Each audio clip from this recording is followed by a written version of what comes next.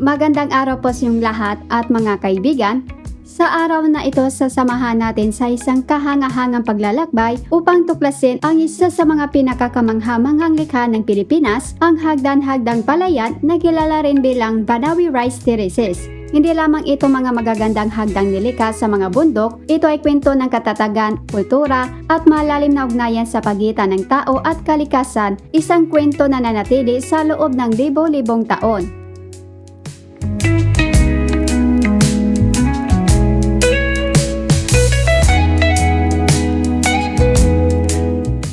Ang mga hagdang palayan na ito ay hindi lamang magagandang tanawin, sila ay may mga buhay na patutuo sa kasanayan, kultura at diwa ng mga katutubo na bumuo nito libo-libong taon na ang nakalilipas. Magsimula tayo sa pag-unawa kung ano nga ba talaga ang hagdan-hagdang palayan.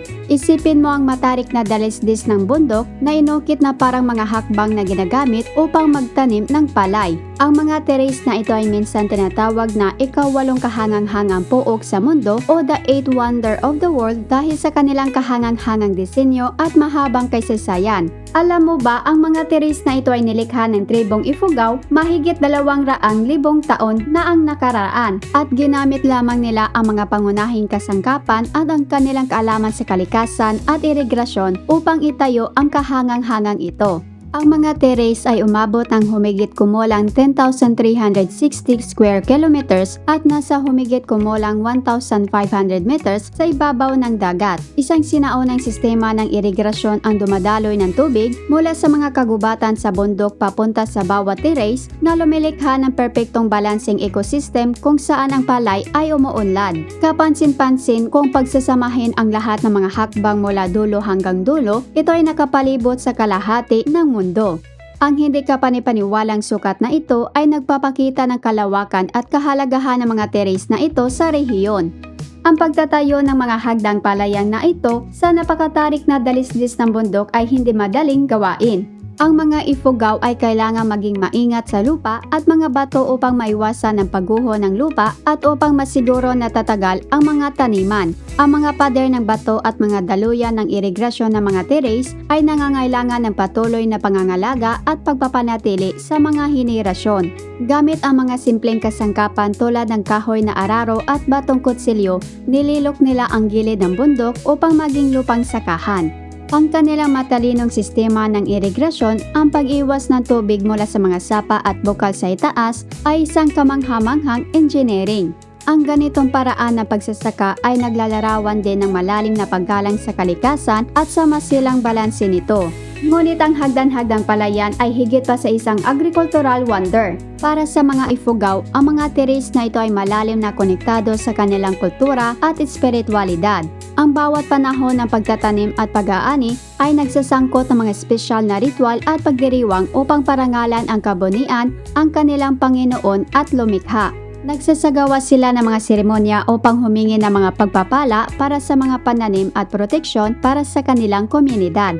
Ang mga tradisyong ito ay nakakatulong na pagsamasamahin ang komunidad at panatilihing buhay ang kanilang mayamang pamana sa kultura, pagpapalakas ng mga ugnayang panlipunan at pagpapatibay ng kanilang koneksyon sa mga ninuno. Habang ang Ifugao ang pinakatanyag sa mga hagdang palayan na ito, ang iba pang mga katutubong grupo tulad ng Kalinga at Buntok ay nagbabahagi rin ng mga katulad na tradisyon at kaalaman sa rehiyon ng Cordillera. Ipinasa ng mga tribong ito ang kanilang kadalubhasaan mula sa henerasyon hanggang sa henerasyon na pinanatiling buhay ang mga hagdang palayan sa kabila ng mga pagbabago sa paglipas ng panahon.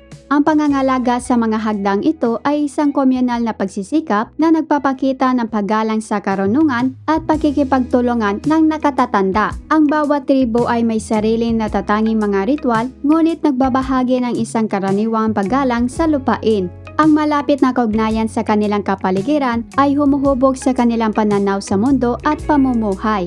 Sama-sama pinanatili nila ang pagkakaisa sa pagitan ng tao at kalikasan na tumagal ng milenya. Ang pagsasalita ng mga tradisyon, ang hagdan-hagdang palayan ay mayroon ding mga kaakit-akit na mito at alamat na nakakabit sa kanila. Ang isang tanyag na kwento ay tungkol sa kung paano niregalo ng dakilang Diyos na si Kabunian ang mga unang boto ng palay sa mga tao at tinuruan sila kung paano alagaan ang mga hagdang palayan. Ayon sa mga kwento, ang mga teres ay hindi lamang mga bukirin kundi mga sagradong lupain na kumakatawan sa pagkakaisa sa pagitan ng tao, kalikasan at banal. Ang isa pang kwento ay nagsasabi kung paano ginawa ang mga teres bilang proteksyon laban sa mga baha at kalamidad na pinadala ng mga Diyos. Ang mga alamat na ito ay nagpanatiling buhay ng sinaunang kaalaman na gumagabay sa mga gawi sa pagsasaka at panlipunang pag-uugali. Ipinapaalala rin nila sa atin na ang mga teres na ito ay hindi lamang mga pisikal na struktura kundi mga lugar na may sagradong kahulugan. Ngayon, ang mga taong nagpapanatili ng mga teres na ito ay naharap sa mga bagong hamon. Ang mga kabataang henerasyon ay lumipat sa mga lungsod at mga modernong pamaraan ng pagsasaka ay pinapalitan ang mga tradisyonal na paraan. Ang modernisasyon, pagbabago ng klima at paglipat ay nagbabanta sa masilang balanse ng mga teres.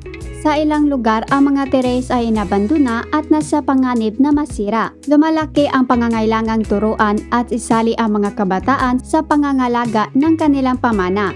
Ang mga lokal at internasyonal na organisasyon ay nagsisikap na itaas ang kamalayan at suportahan ang napapanatiling turismo upang makatulong na mapanatili ang mga kultural na kayamanan.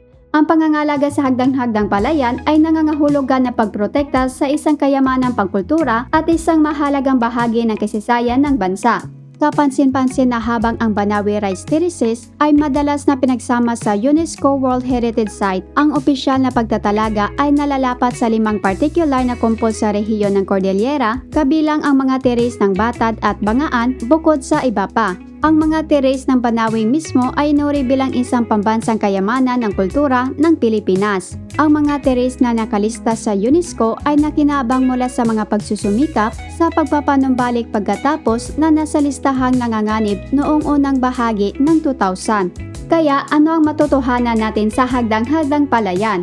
Itinuturo nila sa atin ang tungkol sa talino, paggalang sa kalikasan at lakas ng espiritu ng tao. Ang mga teres ay isang magandang paalala na ang ating kasaysayan ay buhay at nasa atin na itong panatilihing umunlad para sa mga susunod na henerasyon. Higit pa sa kagandahan nito, ang mga teres na ito ay isang patunay ng pamana at pagkakilanlan ng Pilipino, pati na rin ang mga modelo para sa napapanatiling agrikultura sa mundo ngayon. Ang pagprotekta sa kanila ay nangangahulugan na pag-iingat ng isang mapagkukunan na nagpapakain hindi lamang sa katawan kundi sa isip at espiritu.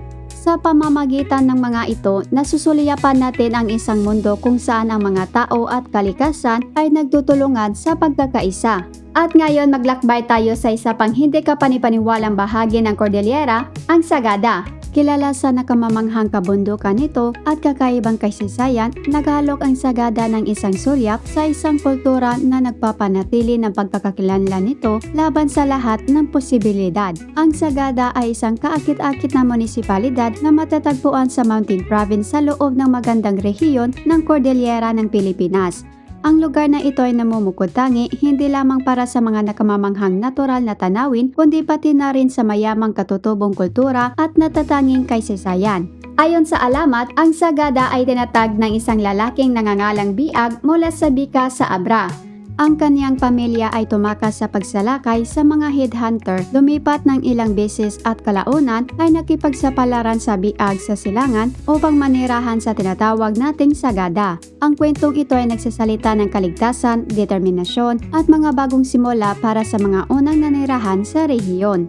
Sa panahon ng kolonyal na Espanyol, ang liblib at bulumbunduking lokasyon ng Sagada ay nangangahulugang hindi ito naapektuhan ng mga impluwensyang Espanyol. Ilang conquistador ang nakipagsapalaran sa lugar na nagpapahintulot sa rehiyon na mapanatili ang karamihan sa katutubong kultura nito ng buo. Ito ay lamang sa unang bahagi ng 1900s sa pagdating ng Anglican missionary tulad ni Reverend Father John Stoughton nagsimulang mag-ugat ang Kristyanismo. Ang pagtatatag ng Church of St. Mary the Virgin at St. Mary's School ay minarkahan ang paghahalo ng mga bagong pananampalataya sa mga lokal na tradisyon.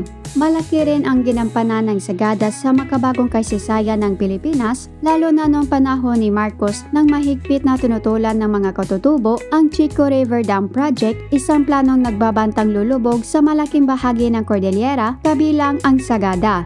Ang pagpaslang sa aktivistang si Maikliing Dulag ay nagpasigla sa paglaban ng mga katutubo at tumutulong sa pagpapahinto sa proyekto bago ang mapayapang revolution noong 1986. Isa sa pinakahangahangang kayamanan sa kultura ng Sagada ay ang sinaunang tradisyon ng pagsasabit ng mga kabaong.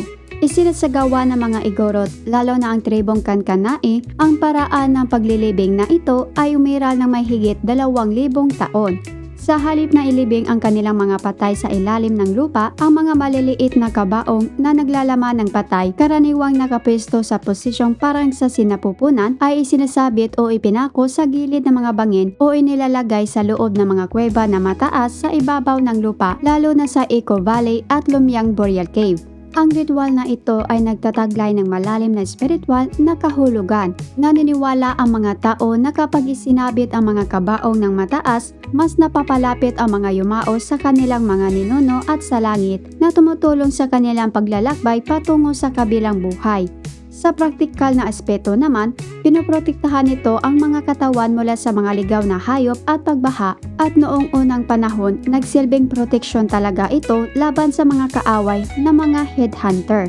Kung magkakaroon ka ng pagkakataon ang pagbisita sa Sagada at makita ang mga nakasabit na kabaong, ay isang tunay na hindi malilimutang karanasan. Ang mga sinaunang kabaong na ito na inilagay sa mataas na mga bangin ay isang sagradong tradisyon ng mga Igorot na nagpapakita ng kanilang malalim na paggalang sa mga ninuno at sa kabilang buhay. Kapag bumisita ka, mangyaring igalang ang pamanang pangkultura na ito sa pamagitan ng pagmamasid mula sa malayo at pagpapakita ng lubos na paggalang sa lugar. Gayon din ang pagbisita sa hagdang-hagdang palayan ay isang kahangang-hangang paglalakbay sa kasaysayan, kultura at kalikasan, lahat sa isang makapigil hiningang tanawin. Ang mga terrace na ito ay mga buhay na kultural na landscape na nagsasabi ng mga kwento ng katalinuhan ng tao at pagkakasundo sa kalikasan. Ang pagsuporta sa kanilang pangangalaga ay nakakatulong na parangalan ang isang legacy na binuo ng may pagmamahal, kasanayan at tiyaga. Salamat po sa pagsama sa hindi kapanipaniwalang paglalakbay na ito sa mga kamanghang-mangang rehiyon ng Cordillera. Kung nasiyahan ka sa pakikipagsapalaran na ito, huwag kalimutang mag-like, magbahagi at mag-subscribe para sa higit pang mga kamangha-manghang kwento mula sa Pilipinas at higit pa. Patuloy nating pahalagahan at protektahan ang mga mayamang kayamanan ng kultura ng pangyayari sa Pilipinas. Patuloy natin tuklasin at alagaan ang ating kahangang-hangang mundo. Hanggang sa muli mga kaibigan,